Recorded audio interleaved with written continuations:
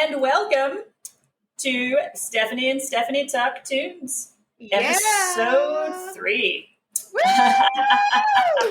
3. We're Good here. things happen in trees. That's right. We're here at the 3rd episode.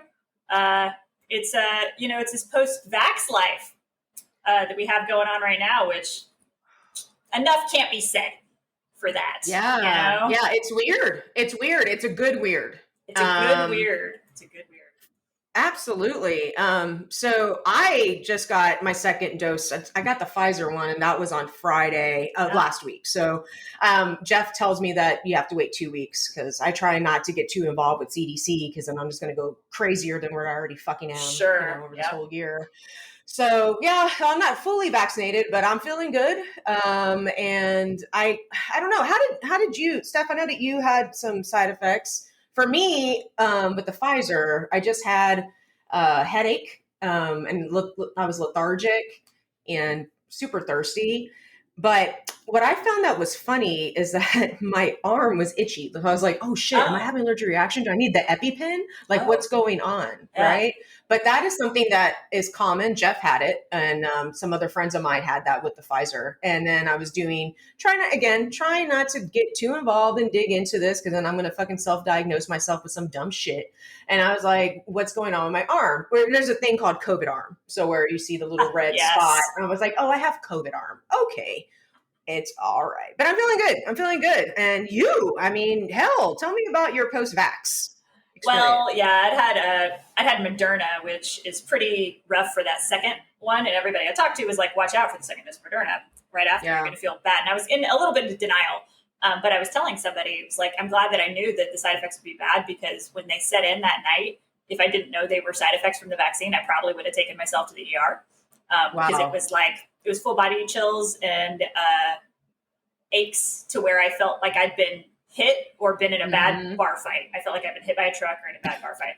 So it was real serious. So, and I knew it was temporary, right? But it was so intense. I had never quite felt like that.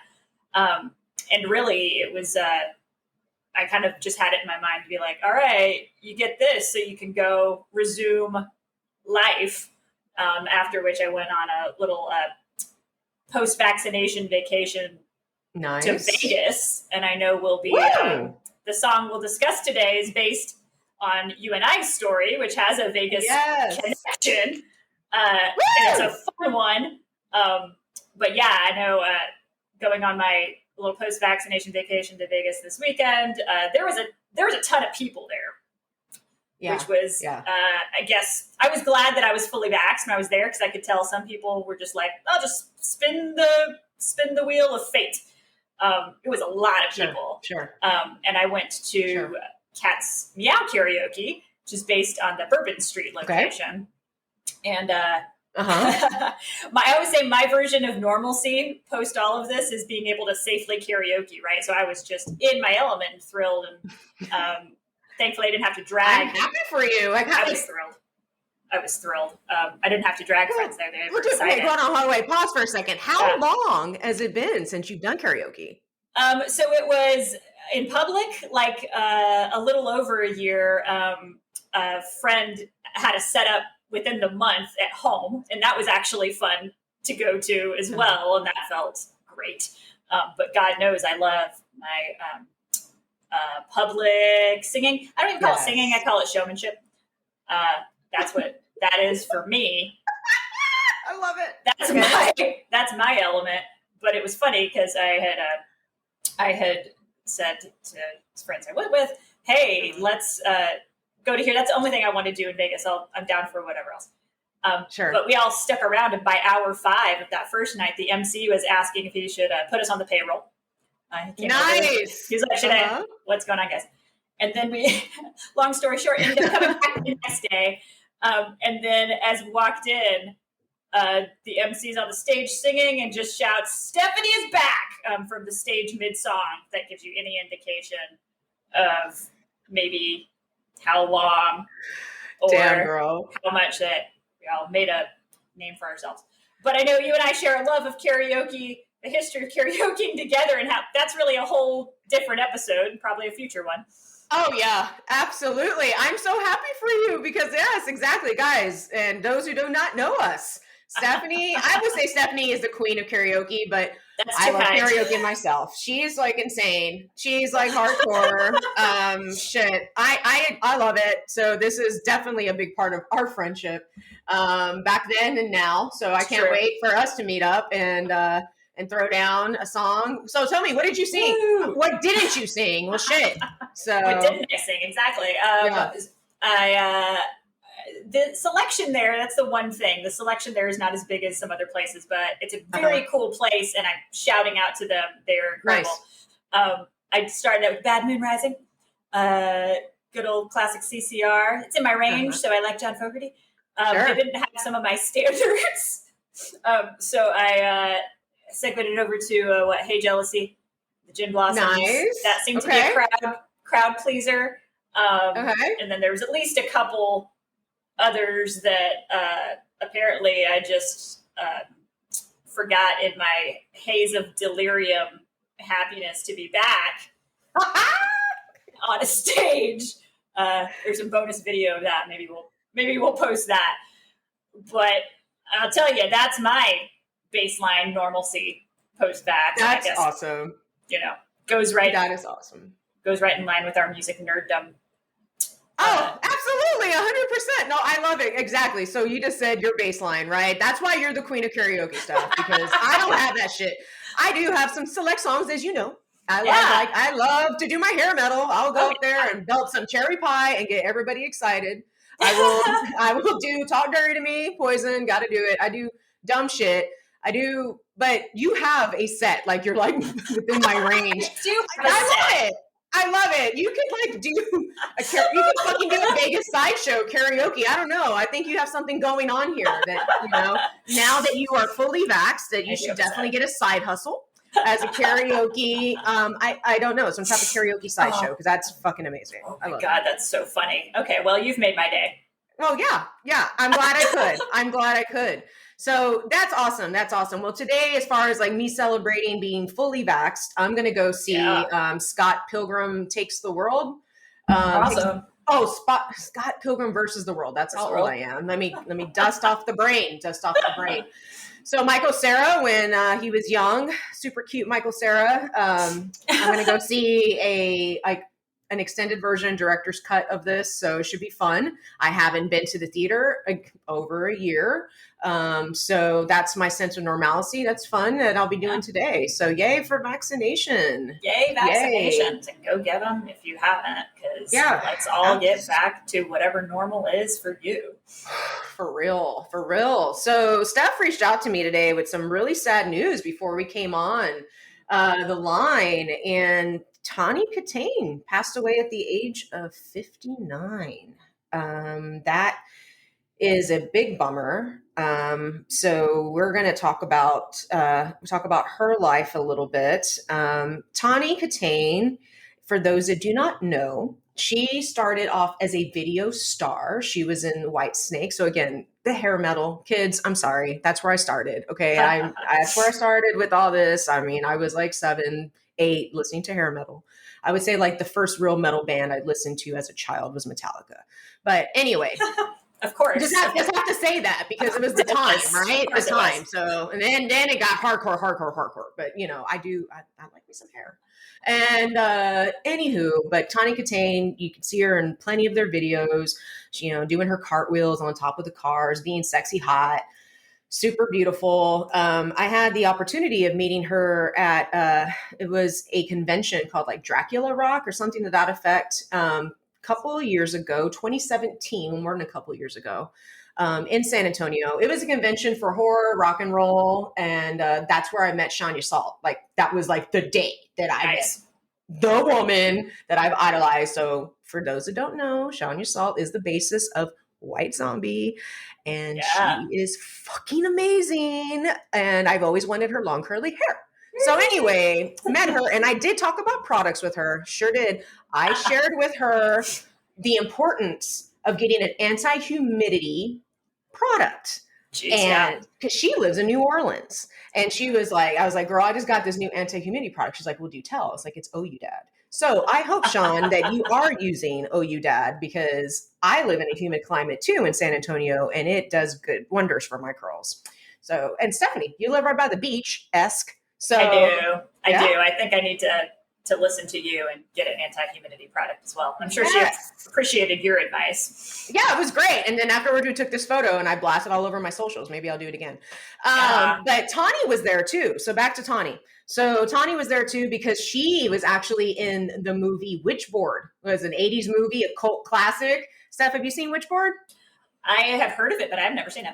Okay, you got to watch it. It's great. I hope people are listening going, yeah, Witchboard, bringing it back. So, and I think Tawny was also in maybe a Friday the 13th. I may be wrong on that, but I know for sure that she got her claim to fame in horror in the cult style with Witchboard. So I met her, and at the time she had a broken foot, and we just sat and talked. I talked about her injury. She was real cool. She was happy to be in San Antonio. I know that you'll hear about Tawny in the media having, substance abuse issues, whatever, but doesn't matter. She was fantastic there that day. Seemed like a wonderful person to be around, and gorgeous. And I'm really sad. So R.I.P. Yeah. R.I.P. to Tawny Katane. I was very surprised to see that this morning. So young. Really young. It makes me think of another sad rock loss recently. Jim Steinman, songwriter, producer, Svengali. Jim Steinman, who I'm a huge fan of. It's just amazing. And people who think like, oh, it's a songwriter. Do I know this guy? He wrote most of Meatloaf's hits. He wrote Total Eclipse of the Heart, of course. It's all coming back to me now. Making Love Out of Nothing at All, Air Supply. He even wrote Hulk Hogan's theme song. What? I didn't know that. Shut up. Yeah. I mean, he just hero. Oh wow. He did it all, and I've been so awesome. He's just he was amazing. And he's, he got occasionally dinged being like, this is too over the top, and his thing was always, if you don't go over the top, you can't see what's on the other side. Talk about some power chords. He's just amazing. I was a fan since a teenager. I put lyric on the back of my letter jacket from one of his songs, Edge of Forever, which is from his classic Surf's Up. Just a big fan, and just such a big loss. Since we record these episodes ahead of time, sometimes we're kind of in the middle of all these losses and all these things that come up. So acknowledging both Tawny and Jim today for their contributions and their lives, and remembering everything that they gave to us. Absolutely. And then and we got more to talk about today with the lovely Tears for Fears and their 1985 classic, Head Over Heels. Yes! Woo! So guys, we're going to bring this full circle today. Head Over Heels is Myers and I Vegas song. So again, we're tying this back to Vegas. So Myers was just there. I hope that you walked the grounds of where this magical experience happened for us, but don't want to ruin anything. Let's kind of go in order. Let's talk about the song first. So Head Over Heels. So yeah, it's the third single from the Tears for Fears album, Songs for the Big Chair. And it actually hit number 3 on the Billboard charts. So one cool thing that I wanted to mention, I was doing some research, and on our, good old Wikipedia, brought over some really good knowledge I want to share, and I'm just going to repeat it because there's no way of paraphrasing this. Head Over Heels had been developed nearly 2 years prior as a part of a seg with the song Broken, which was previously a standalone B-side to the 1983 Pale Shelter single. As the two songs share the same piano/synth motif, Head Over Heels eventually came to be sandwiched in between two bookend parts of Broken and live performances. This placement carried over to the final track listing of the Big Chair LP, with a newer studio recording of Broken, preceding Head Over Heels in a live reprise of Broken recorded. It was recorded at the concert, which was released on the In My Mind's eye VHS following it. So that's a little bit more insider info. But regardless, bottom line here is that Head Over Heel is just a continuation of another song. I did not know that. Seth, did you know that? I don't know that I did know that, actually. I just always go back to the fact that Kurt and Roland, like, notoriously did not get along, and Songs from the Big Chair was kind of their big time when they were. And I know over the years they've kind of gone on and off about that. And it's like, oh, they came together to make this classic, which has, Songs from the Big Chair has a number of great ones on it. So I'm glad that they were able to synthesize that. It came from this earlier piece of music. Yeah, it's cool. So I listen to, I have a car. I live in San Antonio. Steph doesn't. She's in LA downtown. She's doing the carless life, but I'm in the car. And I subscribe to Sirius, and I'm always on First Wave. And so now when I read this in Wikipedia, it finally clicked in my dumb head that that Head Over Heels and was a seg of Broken, because sometimes those play them together and I'm like, what are you doing? You keep playing the same damn song over. So anyway, folks, listen to it because they are similar. It's pretty cool. Just to hear the same, like pretty much the same music with different lyrics and of course a different twist. It's really awesome. So hats off to Tears for Fears. Now I'm glad that Wikipedia educated me, so I will no longer second guess this and think that I am losing my mind. But yeah, there's that. So I also wanted to talk about, we all like the song. The song is awesome. Every time I hear it, it's one of those songs, again, that puts me in a good mood and just kind of feels like I'm going on a journey. Well, check it out. I had to watch the video for this podcast. The video was shot by Nigel Dick, and this guy was the director of Britney Spears' video, Hit Me Baby One More Time. So let's paint this. It's kind of cool because this came out in 85, right? And what that Hit Me Baby One More Time is 99, I believe. 99. Yeah, 99. And the video for Tears for Fears, Head Over Heels, takes place in a library. So I'm like, so this guy had something for schools. Okay, first and foremost, he liked the educational environment. I don't know, scholastic environment. He was into it. So I was like, okay, similarity. Now, check this out. We all know that, and I don't want to continue to compare these two videos because they're totally different, but I just found this pretty funny, is that the storyline for the video Head Over Heels, and I'm sorry, I do not know the lead singer's name. What is the lead singer's name? It's Kurt and Roland, and they alternated singing, from my knowledge anyway.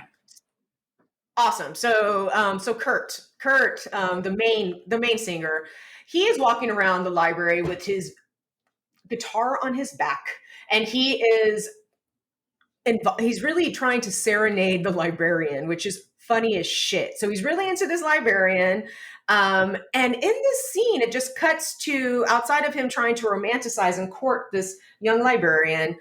They'll cut to a scene of a monkey in a Red Sox shirt. Yeah, that monkey. All right, cool. As a Yankees fan, don't approve of that shit, but that's okay. And there's one part where Kurt is going through the library. He opens up the card catalogs for folks. I hope you guys remember the card catalog. Okay. I do. I'm not even going to describe that because then I'm just going to feel extra fucking old. But anyway, he opens up the card catalog and all the catalog cards just fly in his face. I'm like, Attack of the Card Catalog. Then after that, there is Hasidic Jew and an urban kid facing off like they're going to fight. Like, what is this? I don't understand. Clash culture. Then all of a sudden, so towards the end of the video, the Hasidic Jew is on the drums. Oh. I wonder if they would do that today. I don't know. Is that appropriate? Like, what was that? And then there was somebody with a fucking gas mask on in the library. That's right. Like, all these random scenes. And I'm like, what the fuck? And at the end of the video, they show Kurt and the librarian.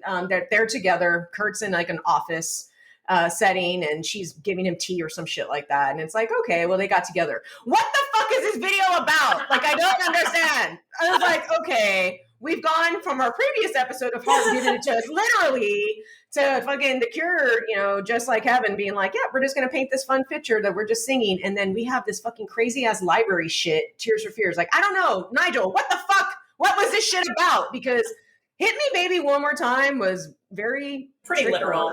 Yeah, straightforward. Yeah. I mean, I don't know. I'm gonna start talking about that video.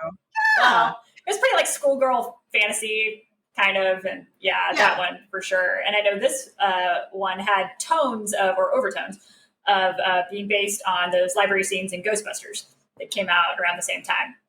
And I know they were trying to echo or just pay respects or homage to Ghostbusters. And I'm not a huge Ghostbusters fan, so I couldn't remember scene for scene, but I remember somebody telling me that about this video. I was like, oh, that's why maybe it's so disjointed too as a video. But man, I'll tell you, all 80s music videos, they're just straight out of something.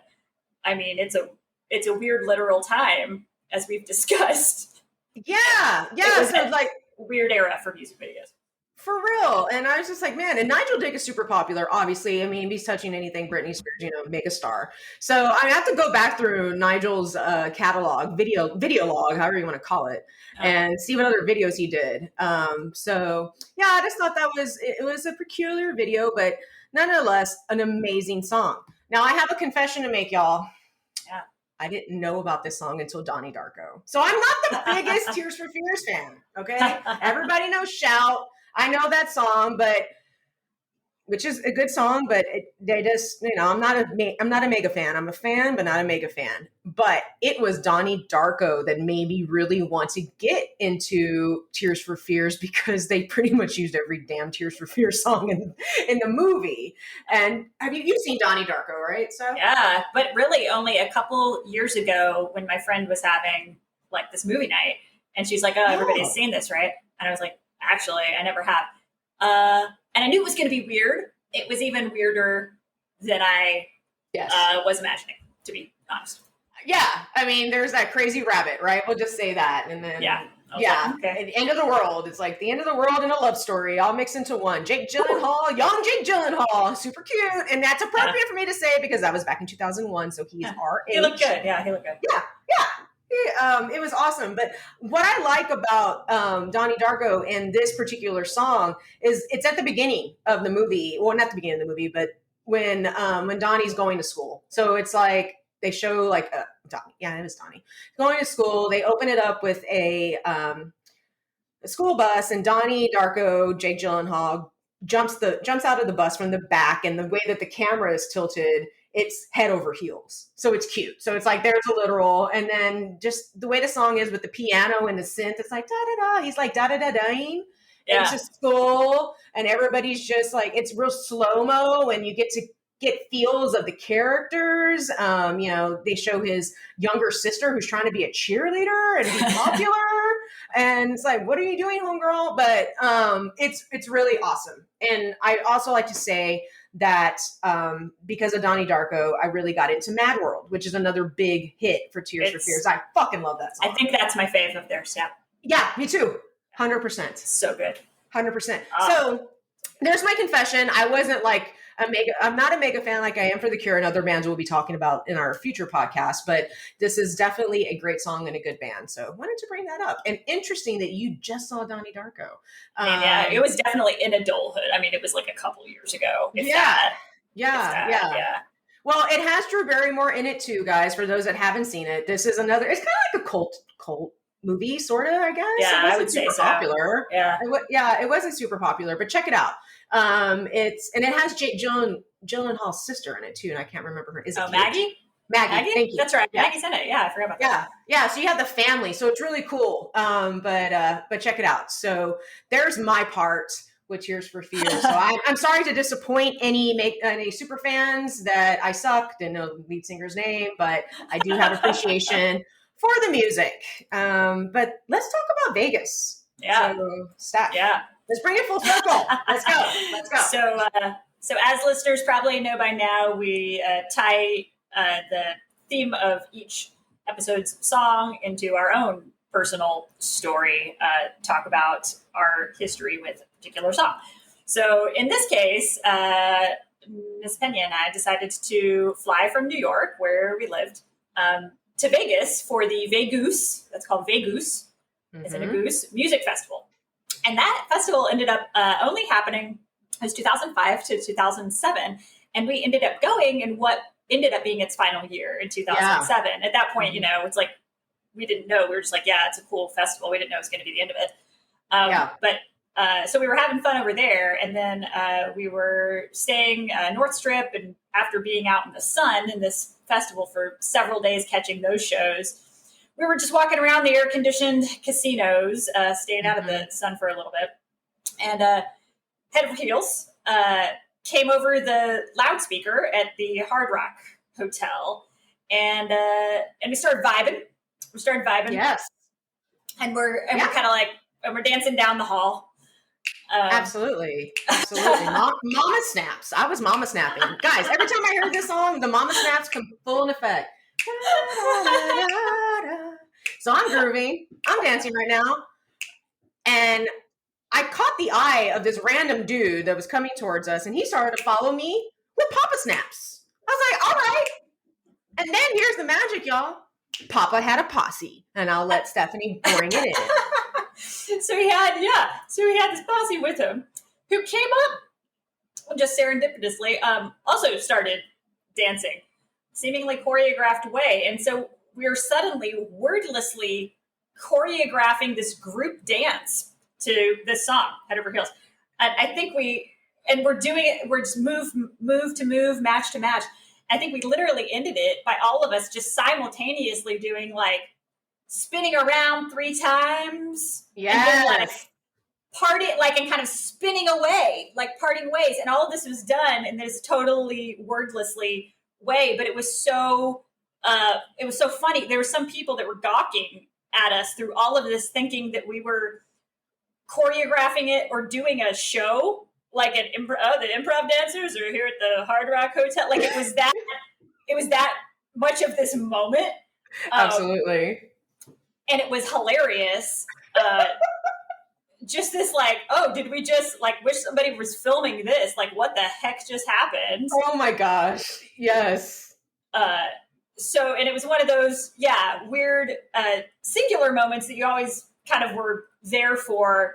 But I think about every time this song comes on wherever I'm at, and I feel like wherever the song comes on, or either of us at, we're always texting each other because it's hilarious that many years later. Absolutely. It's our Vegas song. Oh my God. Yeah. Dude, I just cannot believe that it was just so perfect. It was awesome. We couldn't even, after we parted ways with this dude's posse, we kind of looked at each other and still didn't say a damn thing. We just turned around and walked. So it really, like, what the fuck? It was totally a wordless transaction.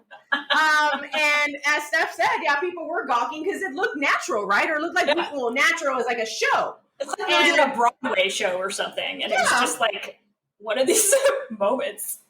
I should have been tipped. Fuck. I'm thinking that's awesome. So it was in the Hard Rock Cafe, middle of the fucking casino. I remember I had a really good buddy, Mary, right before that. So I know I was feeling loose and happy. And so, and for me, like Vegas is kind of, I know Vegas, everybody has different views of Vegas, but for me, Vegas is just a magical, fun place, whatever, just fucking do you. And at that point, I'm a little buzzed. Have, a weekend of really good music at Vegas. What a fucking lineup that was. Holy shit. I mean, Steph and I don't fucking travel for shows unless it's amazing. And this was a great bill. Like, oh my God, you had Rage Against the Machine playing there, Daft Punk, Iggy and the Stooges. They were performing the album Funhouse. You had Muse, The Shins, Cypress Hill, Queens of the Stone Age, Public Enemy, MIA. Oh my God. Wow. Okay, I just said that again. I mean, let me just pause. Shit. It was a crazy bill. And I knew when we were like, oh, okay, like this is the place to go see it. Let's get on a plane and go to this. And people were camping out for the show. We knew we didn't want to do that ourselves before camping out in the desert for this show. It was kind of a Coachella-like experience. Yeah. And it was at UNLV. Yeah, it was at UNLV, and it was on their football. It was at their football field. Was it really? Yeah, it was at UNLV. Isn't that crazy? One thing that I totally remember about MIA, so she was still newish on the scene or being popular. So I may have heard of her, maybe haven't, I don't know. But I do know that I was standing in the beer line and I knew that she was coming on. So I knew of her, but I wasn't super familiar with any of her music other than the Paper Plane song. And literally, y'all, the ground was bassing. Her shit was bumping so loud. I'm like, oh, this bitch, get it? Like, oh, I love it. She is such a powerhouse, such a badass, amazed the fuck out of me. I have seen her live again, thankfully. She's so fucking good. I mean, gosh. And then I remember Iggy and the Stooges were playing simultaneously with Cypress Hill, and I had seen Iggy Pop play at what was that one show that we saw in New York with the New York Dolls and Nancy Sinatra? It was called Across the Narrows. Thank you.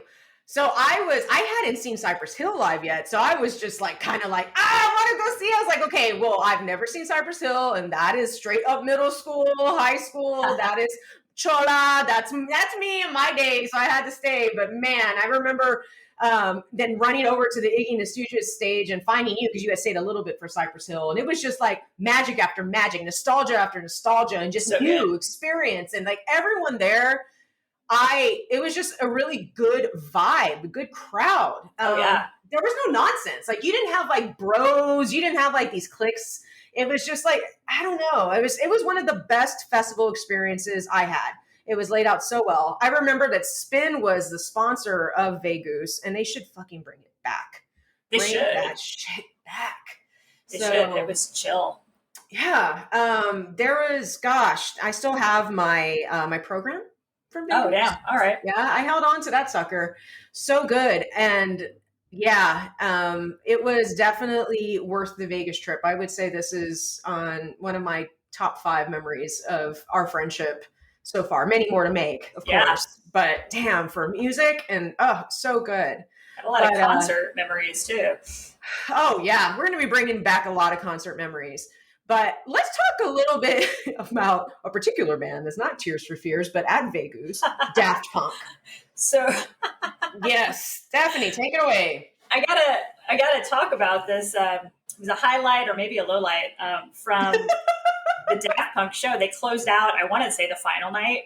That's my if memory serves. Yes. And we were looking forward to it. We knew it's going to be after dark and that they were going to do a show, and they did not disappoint. There's like a pyramid that came up from the bottom of the stage. It was something like that. So this pyramid like shows up. We're in the middle of the desert, and Daft Punk starts. And I think at one point we just keep dancing. We're kind of like part of these the zeitgeist of the crowd, just boop boop boop boop boop. And I remember we just kept bopping to Around the World, but it was like a version of it that did not end. And we're like robots, right? We're like around the world, and we just kept going, and we're kind of like looking at each other at one point, like, can our bodies stop? Are they capable? No, we were possessed by the Daft Punk, man. Yeah, like, can we stop dancing? And then we kind of realized they weren't going to end the show. I don't know. Weren't going to end the song. Weren't going to end the show anytime soon.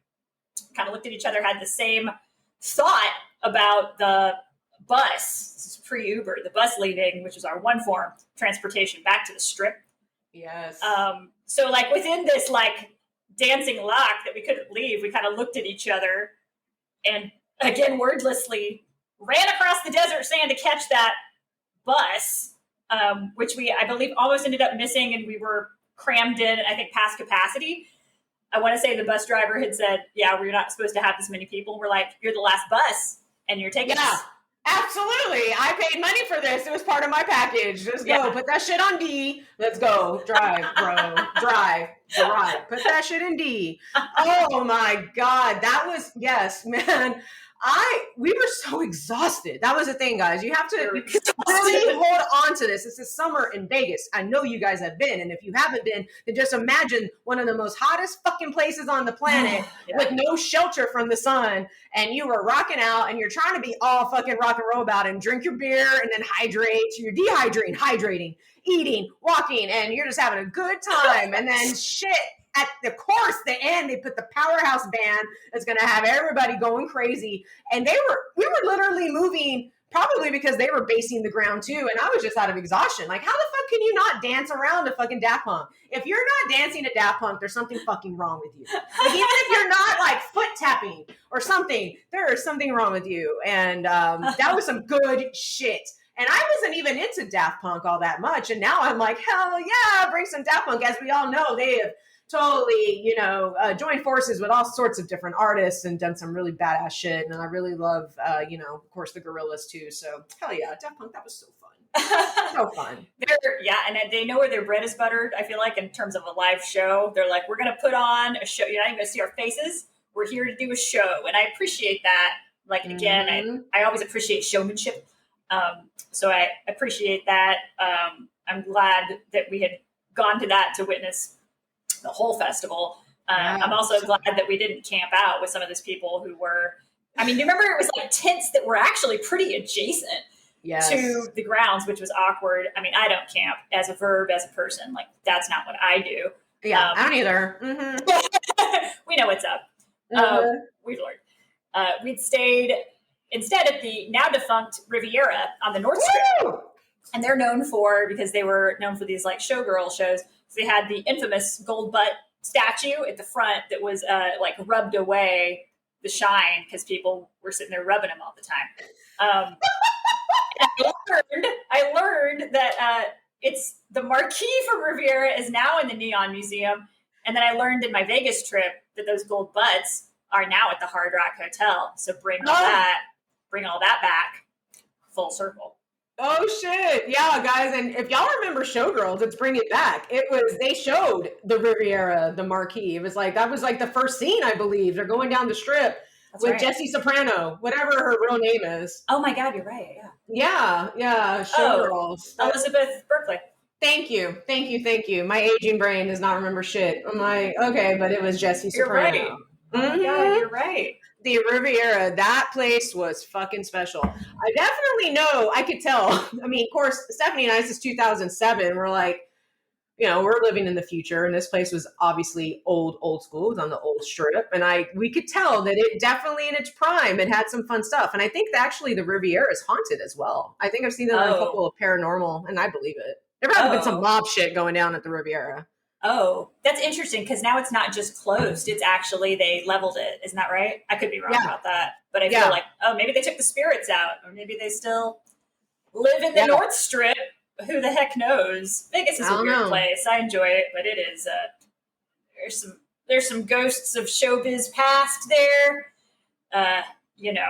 It's got its history for sure. Absolutely. So, yeah. And that was one of our, I think, favorite music trips to catch live music. And neither of us are strangers to traveling out of state to catch a really good show. Mm-hmm. I would say that's something we both share. And at this point, I gotta shout out to our mutual friend, Jen Prestigiacomo, who's the biggest Tears for Fears fan I've definitely ever met. Hey, girl. In my life. Hey, Jen. And she had taken me to see them in Atlantic City on a school night, no less. We both lived in New York then, too. Atlantic City? Damn, Jen, you're about it. Myers, you're about it. School night, girl. We were definitely old enough to know better. We took the Greyhound. And, you're taking the Greyhound from Port Authority. Yes. You're setting yourself up for a certain kind of night. Oh, yeah, absolutely. Those who live in New York understand what I'm talking about. Oh, yeah, 100%. Took Greyhound from New York to House of Blues in Atlantic City. They put on a great show, actually. And House of Blues is a great place to catch a band. Atlantic City venue. I've seen a number of shows there. They're great. Oh, awesome. I've only been to the New Orleans one. That's good to know. So, okay, sweet. It's really good. Whenever I get back to AC, I'll catch a show there. But they put on a great show. As we talked about, Kurt Smith and Roland Orzabal, they're famous for not getting along or getting along kind of sporadically. They had met when they were teens, but they had what I found was this line that was funny. Gallagher brothers level of internal conflict. That's exactly what I was going to say. Is this like Oasis thing going on? So yeah, that's where my head goes. Okay. I saw that line in the Irish Examiner. I was like, well, that's accurate. Okay. So I thought was pretty funny if you follow that Oasis drama at all. It's like they tour together and then they don't, and they're making albums together and they don't. But at this point, yeah, and they're British, and so is Tears for Fears, right? Are they from England as well? Are Tears for Fears from England? I think they are. Yeah, they're from England. I'm gonna look that up real quick. But do tell, continue. So we sound like we knew. I literally don't know, but yeah, they've enjoyed each other, and they haven't enjoyed each other. And at this point, I think they know where their bread is buttered in terms of touring. And they were like, yeah, we can make some money with this. So anyway, they put on a great show. They played with each other. And really, people who've known each other that long, like there's a shorthand. And it was great. It was a great show where they could just, they're essentially, they got a backing band, but they're essentially this duo, right? Yeah, yeah. And there's a musical shorthand with that. So anyway, they were great. And afterwards, we waited for the Greyhound bus to take us back. We waited and waited, and it was supposed to come, I think, at 11 that night. And it was 2 or 3 a.m. By the time this goddamn Greyhound, showed up on a school night. Whoa. So I do think, right, there's like a larger life theme about traveling out of state to shows and then getting stranded or near stranded by the bus. You and I actually have a couple more of those stories that are only related to buses and concerts, which is such a niche type of story, right? But we have, I can, off the top of my head, got a couple more. So taking that full circle, it was a great show. Thank you, Tears for Fears, finally getting the chance to see you in that form. Just wish they had maybe given us a ride back to New York. Yeah, I mean, come on. Why can't you do that? No, and I'm totally right. So for the record, they are from England, and so is Oasis. So there's some shit with these British bands are like love-hate relationships. I mean, we can, The Cure, Robert Smith is a standing member, the original standing member, so there's drama there. So I don't know, man, but they put some badass music out. So yeah, right on. Oh my gosh, Stephanie, could you imagine if you were stuck in AC? What would you tell your boss the next day? Oh my God. And that's pre-virtual anything. Yeah. I forget which job I was at back then, but to be like, oh yeah, I'm sorry, I'm in Atlantic City. I don't know how I'm getting home. And then it becomes the Bruce Springsteen song about the hopelessness of Atlantic City. I always say, I hope I'm not going to offend people who live there. I always say this. I enjoy the shittiness of Atlantic City. There's something about, I was like, no, this isn't, and people are like, oh, so you like it? And I was like, but I enjoy the fact that it's kind of a shitty place. Mm-hmm. It's not, I guess, non-pretentious, but also it's just kind of it went through a couple eras of revitalization. Yes. But it's at its core, you're just kind of okay, this is what we're doing. And you want to stick close to these areas and these areas because you might get hurt if you wander about too much. But I'm cool, we're going to go to this diner that's 60 years old. Yeah, yeah. And then we're going to go over here. And I love it. And I do hope, Pena, that we can go back to AC on a trip together sometime soon. Oh my God, I miss that place. I miss it. I fucking love Atlantic City. So yeah, it's been through a lot of makeovers. And here's the deal. Jeff and I actually celebrated our 1-year anniversary in Atlantic City at Tropicana. Girl, it was the fucking shit. That sounds amazing. It was so much fun. Oh my God, all the little cool bars in the Tropicana with different theme nights. We went over to Caesars and they just had, other theme nights. But yes, there are some sketch areas of Atlantic City, 100%. Yeah, no doubt. But then there are some places with the makeovers that they've gotten real fun. So yeah, I mean, just depending on, when you go to Atlantic City, I imagine now it's better than ever. So we definitely have to go and make some more fucking memories because that place has my heart. Oh man. It's so much fun. No, I truly love it. I truly love that place. And so, yes, again, if you live there, be like, no, I love its weird non-sheen that it has. Exactly. That's what I enjoy about that place. So very nostalgic for lovely Atlantic City. So before we close out the episode, just wanted to bring about our little listener mailbag. Folks reaching out. We got a little tip from listener Joanna, who had weighed in on the theme of messed up songs that we asked listeners to think about after episode 1, when we talked about Hearts, All I Want to Do Is Make Love to You, which is just this weird, messed up song with this theme. Go back and listen to that episode if you don't know what we talked about. You have to. But and she listened to that and she said, well, you guys, if you're looking for a messed up song, take a listen to Lily Allen's Not Fair. So I listened to that. I wasn't as familiar. Gave that a listen, and I'll not spoil it for anybody. I'll just say she was right. It's a pretty messed up song. There's all kinds of yikes hanging out in that one. Give it a listen when you get a chance. Watch the music video too. But it's you're kind of like, all right, someone done her dirty. Someone done her dirty, and she's all right. I gotta listen. Strong lady. But so thank you for that. So thank you for weighing in on that, Joanna. That's one we'll take to heart. Yes, sure. Thanks, Joanna. Yeah, so we definitely want to hear from you guys. So please, you follow us on the socials, our handles at Stephanie's Talk Tunes. We want to hear feedback, any suggestions for future songs. Keep in the spirit of the messed up songs. What's a song that you hate but love to remember? Please let us know. You may even pick our brain a little bit and be like, what, we have a really funny story with that. So, and again, handle is at Stephanie's Talk Tunes. You can find us on Facebook, Instagram, Twitter, everything under the sun. And thanks for coming back. And I'll see you next time. Penya's out. Yeah. Thanks for coming back, guys. Reach out to us. Thanks for listening. And we will see you next episode 4. Peace. Peace out.